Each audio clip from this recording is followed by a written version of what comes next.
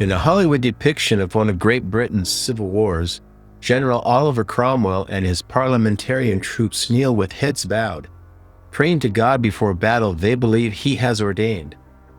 The next scene shows the opposing royalist general and his forces gathered in the same posture, heads bowed, hearts fervent, praying to the same God and ready to kill in his name.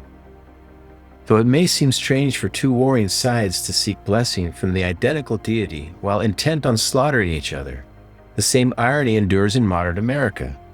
Politicians, preachers, and citizens from every walk of life invoke the same God's favor for the nation, yet use that name to justify clashing visions, bitter divisions, and even violence against each other.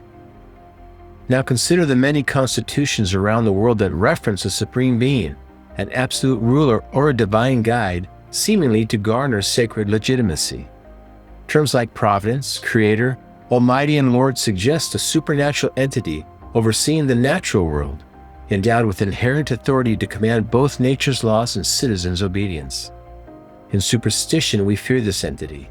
In religion, we worship this entity, and in science, we attempt to duplicate this entity. All three presuppose a mystery that must be responded to, even if the response is to simply deny that such an entity exists.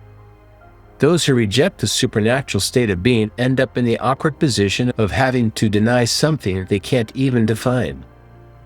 The seeming necessity to explain what we cannot comprehend underscores the profound need to put into words that which can't be spoken, even by those who reject the idea of a supernatural being with such a universal influence. What if God is not something we believe in, but rather the very ability to put what we believe into words? Words ultimately express a state of being, and we have been told that God and the Word are the same state of being. In times of great joy or devastating loss, humans recognize something beyond their mortal nature as the true cause of what they are experiencing. This acknowledgement reflects the human need to understand the passing of time as it impacts the mortal mind. Who or what are we being asked to understand? Who or what is demanding that there is something to be understood? Who or what is causing the experience of a consciousness that can question and suffer? Is it a process, a principle, a persona? All three in one? The death of someone you loved more than words could ever describe, more than moments of time could ever contain, shatters your heart and cripples your mind as you seek the author of such a genocidal mystery. Certainly there must be something other than ourselves that causes this, for we would never choose to do this to ourselves. We look for a reason to understand events that seem unreasonable.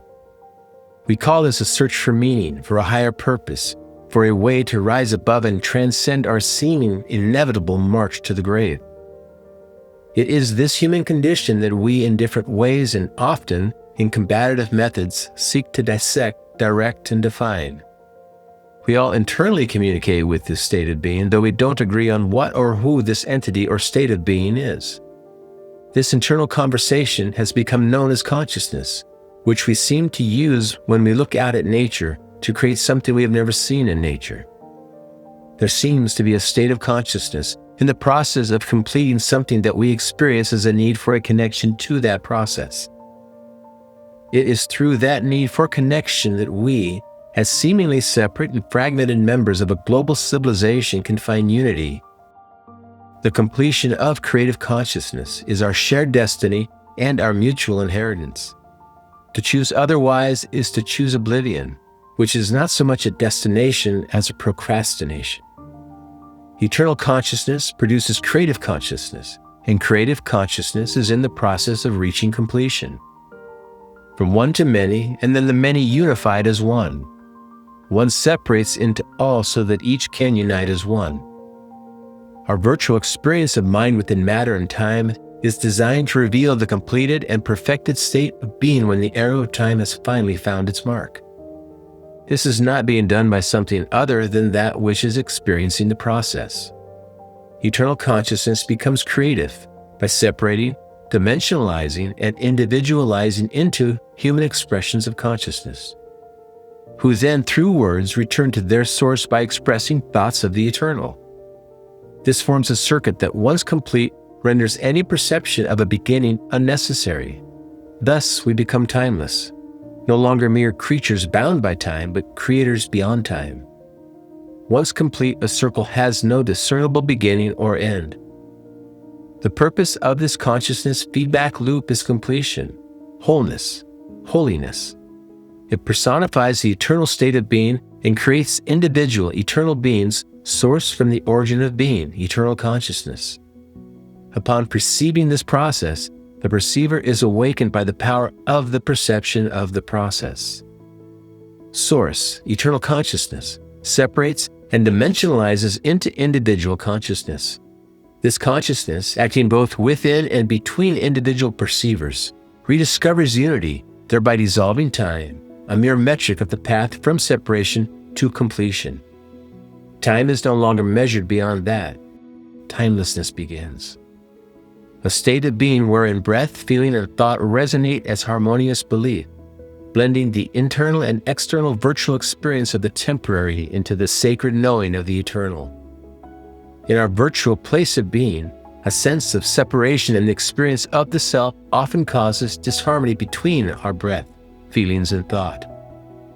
But the realization that I am the experience of I am, personifying I am, brings union to separation and hope to a nagging sense of futility. With this realization, the past, present, and future can be experienced as now, one single moment in time that contains all single moments of time, creating a portal from which to first feel and then enter the eternal world. As creative consciousness completes, a critical mass of individuals conscious of the process they are perceiving join together through that process. For that joining to occur, consciousness can exclude no other. Once the state of mind of non-judgmental inclusion is reached, completion follows. Duality, polarity, and random probability upgrade to sacred, continuous unity. Source and substance, as separate from themselves, meld into source and substance, completing themselves. As consciousness of this process permeates through space and time, it is the individual through whom, by whom, and for whom this experience is experienced. Growing by learning until once and for all, we, self and other, are perfectly complete and able to inhabit and appreciate the timeless world of perfect completion. This process is completed first in mind and then in matter. Mind upgrades matter, not the other way around. Until then, we grow as we learn to grow together. What does God have to do with all of this? God is the word to describe all of this.